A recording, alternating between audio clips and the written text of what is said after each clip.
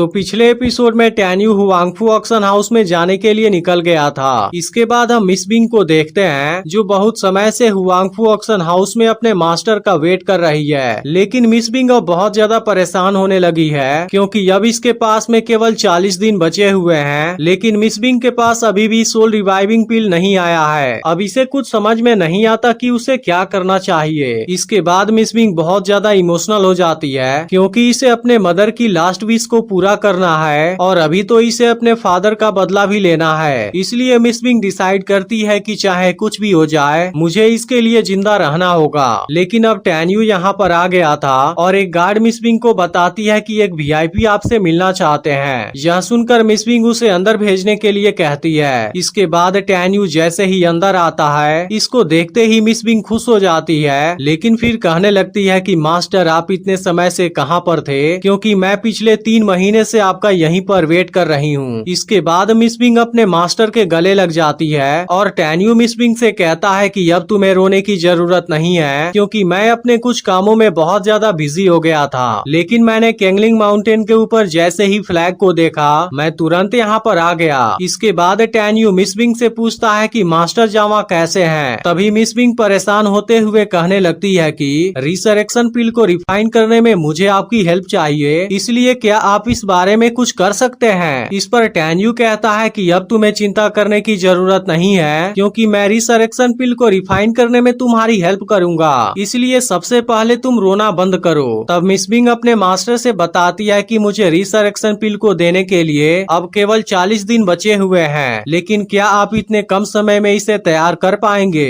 इस पर टैन्यू कहता है कि बिल्कुल। यह सुनते ही मिस बिंग बहुत खुश हो जाती है और अपने मास्टर को इसके लिए थैंक यू भी बोलती है और फिर कहती है कि पिल को रिफाइन करने के लिए अब हमें बिंगचिंग पैलेस के अल्केमी हाउस में चलना चाहिए। लेकिन इसी वक्त एक गार्ड यहाँ पर आ जाती है और कहती है कि एल्डर डी ने मुझे आपसे बताने के लिए कहा है कि आपको जिन 11 चीजों की जरूरत थी उनमें से 5 को एल्डर डी ने खोज लिया है और उन्होंने कहा है कि वो बाकी चीजों को भी जरूर ही खोज लेंगे, जैसा कि आपने उनको 1 साल का पीरियड दिया था। इसलिए बाकी चीजें भी जैसे ही मिल जाएंगी एल्डर डी उन सभी चीजों को आपको दे देंगे। इस पर टैन्यू गार्ड से कहता है कि चिंता करने की जरूरत नहीं है क्योंकि मैं इसके बारे में जानता हूँ। और इसके बाद वह गार्ड से एल्डर डी के बारे में पूछता है। तब गार्ड बताती है कि एल्डर डी इस वक्त यहाँ पर नहीं है क्योंकि वो कुछ लोगों को लेकर बाकी चीजों को खोजने निकल चुके हैं। तब टैन्यू कहता है कि मेरे पास जैसे ही फ्री टाइम होगा मैं एल्डर डी से मिलने के लिए जरूर आऊंगा, इसलिए इस बारे में तुम उनको बता देना।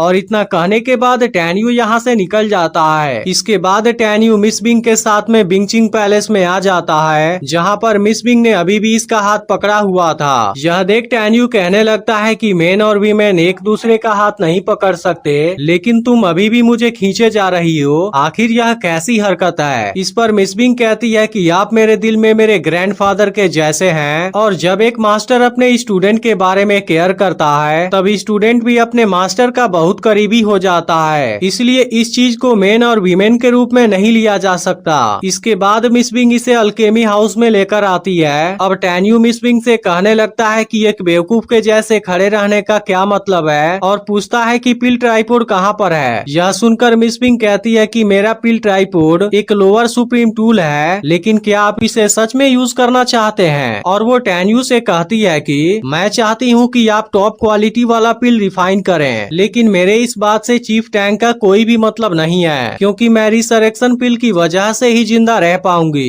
इसके बाद टैन्यू मिस बिंग से कहता है कि मैं जो बात कहता हूँ मेरी बात को ध्यान से सुनना, और फिर इसे बताता है कि लोअर सुप्रीम टूल की मदद से तुम टॉप क्वालिटी वाला रिसरेक्शन पिल को रिफाइन नहीं कर सकती। यह सुनते ही मिस बिंग पूछती है कि क्या ऐसा नहीं हो सकता। तब टैन्यू कहता है कि बिल्कुल नहीं, और मिस बिंग से पूछता है कि पिल मेकिंग के बारे में तुम्हें किसने बताया है। जिस पर मिस बिंग कहती है कि मेरे फादर ने, और इसी के साथ वो बहुत इमोशनल भी हो जाती है। यह देख टैन्यू कहने लगता है कि तुम्हारा इंटेंशन बहुत ही अच्छा है, जिसकी वजह से मैं तुम्हारे लिए पिल मेकिंग का रूल भी तोड़ सकता हूँ और लोअर सुप्रीम टूल की मदद से ही मैं बेस्ट क्वालिटी का रिसरेक्शन पिल बनाऊंगा, इसलिए तुम्हें अब इसके बारे में चिंता करने की जरूरत नहीं है। अब टैन्यू के इस बात को सुनकर मिस बिंग और ज्यादा इमोशनल हो जाती है। यह देख टैन्यू कहता है कि फादर के बारे में बात करते ही तुम रोने क्यों लगी। इसके बाद मिस बिंग कहने लगती है कि आप आपको देखने से लगता है कि आप जरूर ही होली सेक्ट के कोई पुराने सीनियर होंगे, इसलिए आपका स्टेटस होली सेक्ट पील फैक्शन के चीफ से जरूर ही ज्यादा होगा। इसलिए मैं आपसे चाहती हूँ कि आप मुझे जस्टिस दिलाने में मेरी मदद करें और इसके बारे में बात करें। यह सुनते ही टैन्यू मिस बिंग से इसके बारे में बताने के लिए कहता है। इसके बाद मिस बिंग टैन्यू से पूछती है कि क्या आप 80 साल पहले वाले होली सेक्ट पील फैक्शन के चीफ के बारे में जानते हैं। इस पर टैन्यू कहता है कि मुझे वहाँ से गए हुए काफी टाइम हो गया, इसलिए मैं इस आदमी के बारे में नहीं जानता। यह सुनते ही मिस बिंग टैन्यू से कहती है कि क्या मैं आपके ऊपर भरोसा कर सकती हूँ, जिस पर टैन्यू कहता है कि बिल्कुल। इसके बाद मिस बिंग टैन्यू से बताती है कि उस वक्त होली सेक्ट पील फैक्शन के जो चीफ थे असल में वो मेरे फादर थे, जिनका नाम सेंट यान्सी था। लेकिन उन दिनों जब मेरे फादर होली सेक्ट पील फैक्शन के एल्डर चीफ थे तब पूरे पील फैक्शन में उनके जितना टैलेंटेड कोई भी नहीं था। लेकिन उसके बाद होली सेक्ट पील फैक्शन के सेकेंड एल्डर गोंगसुन ने उनको एक साजिश में फंसा दिया, जिसकी वजह से मेरे फादर को उनके पोजीशन से हटा दिया गया और उनको इंपीरियल पैलेस से भी निकाल दिया गया। जिसके बाद गोंगसुन ने मैगपाई नेस्ट के ऊपर कब्जा कर लिया और इस तरह से वो होली सेक्ट पील फैक्शन का चीफ बन गया। अब इसके बारे में पता चलते ही टैन्यू को भी गुस्सा आता है और कहने लगता है कि आखिर ऐसा कैसे हो सकता है। इसके बाद टैन्यू मिस बिंग से कहता है कि क्या तुम इसी रिवेंज के बारे में बात कर रही थी, जिस पर मिस बिंग कहती है कि हाँ। तब टैन्यू इसे बताता है कि मुझे क्लैन के मामलों में कुछ भी करने से सीज कर दिया गया है, जिसकी वजह से मैं डायरेक्टली तुम्हारे लिए कोई भी डिसीजन नहीं ले सकता। लेकिन मैं फिर भी तुम्हारे फादर के लिए जरूर कुछ करूंगा